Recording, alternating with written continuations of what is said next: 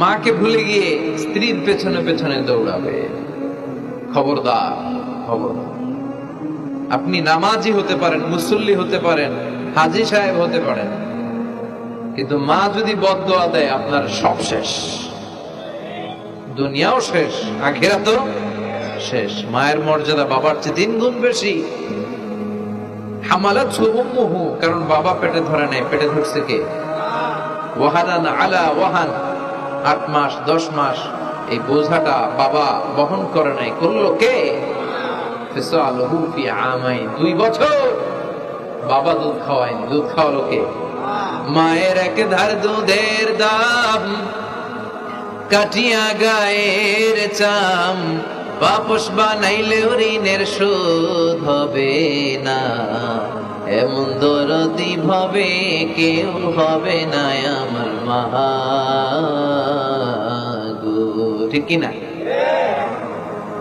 লাউ কাতা'তা জিলদাক, আপনার গায়ের চামড়া কেটেও যদি মায়ের পায়ের জুতা বানিয়ে দেন, কি বানিয়ে দেন? কি দিয়ে? গায়ের চামড়া দিয়ে। এই যে 2 বছর যে দুধ খাইলাম, এই দুধের 1 ঢোক দুধের শোধটাও আদায় হবে না। জন্য খবরদার, মাকে যেন আমরা ভুলে না যাই। মা দোয়া করতে দেরি, ওই দোয়া কবুল হতে। আমরা ছোটবেলায় যে কত কষ্ট দিয়েছি, সবচেয়ে বেশি কষ্ট যখন দিয়েছি মাকে, ওই স্মৃতিগুলো আমাদের মনে পড়ে না। আপনার বয়স যখন 1 বছর, আপনি স্মৃতি হাতরে এত দূর যেতে পারবেন? 1 বছর বয়সে কি কি কষ্ট দিয়েছিলেন মনে আছে? মানুষের বয়স যখন 2, 3, 4 হয়, 4-5 বছর বয়সে তখন তার কথাগুলো খেয়াল থাকে। কিন্তু সবচেয়ে কষ্ট কিন্তু মাকে বাবাকে আমরা দিয়েছিলাম যখন আমাদের বয়স 1-2 বছর ছিল। আর মায়ের পেটের ভেতরে যখন ছিলাম তখনও কষ্ট দিয়েছি কি দেই নাই? এক একটা লাথি যখন মেরেছে আমার মা বেহুশ হয়ে যেত।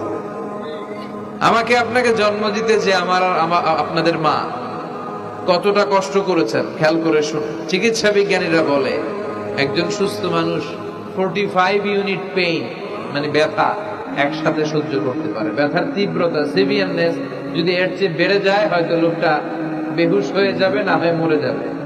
কিন্তু আমার আর আপনার মা আমাকে আর আপনাকে জন্ম দিতে যে ওই ডেলিভারি যখন দিয়েছিল, 57 প্লাস 57 ইউনিটেরও বেশি ব্যথা তিনি সহ্য করেছিলেন।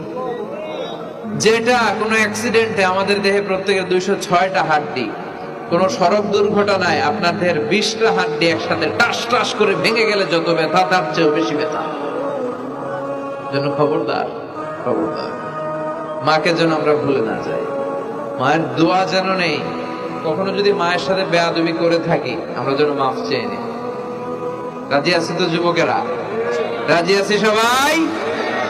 আমরা সবাই মায়ের দোয়া নিব। মায়ের দোয়া ছাড়া কেউ জীবনে সফল হতে পারে? মা যার চলে গেছে তারা জানে মা না থাকার কি জ্বালা। হ্যাঁ, মায়ের কথা মনে পড়ে না? যখন রাত্রি নিঝুম, এই চোখে ঘুম, একলা শূন্য ঘরে, তোমায় মনে পড়ে মাগো, তোমায় মনে পড়ে, জানি তোমার দোয়া পেলে উঠব সকল বাধা ঠেলে, তোমার দোয়া সকল কাজে ঝরছে মাথায় পড়ে, তোমায় মনে পড়ে মাগো, তোমায় মনে পড়ে, যখন রাত্রি নিঝুম, এই চোখে ঘুম, একলা শূন্য ঘরে, তোমায় মনে পড়ে মাগো, তোমায় মনে পড়ে। ঠিক কিনা? আমরা যারা মা হারা, বাবা হারা, আল্লাহর কাছে আমরা কামনা করি, আল্লাহ আমাদের বাবা মাকে, তাদের কবরগুলোর তুমি জান্নাতের টুকরা বানিয়ে দাও।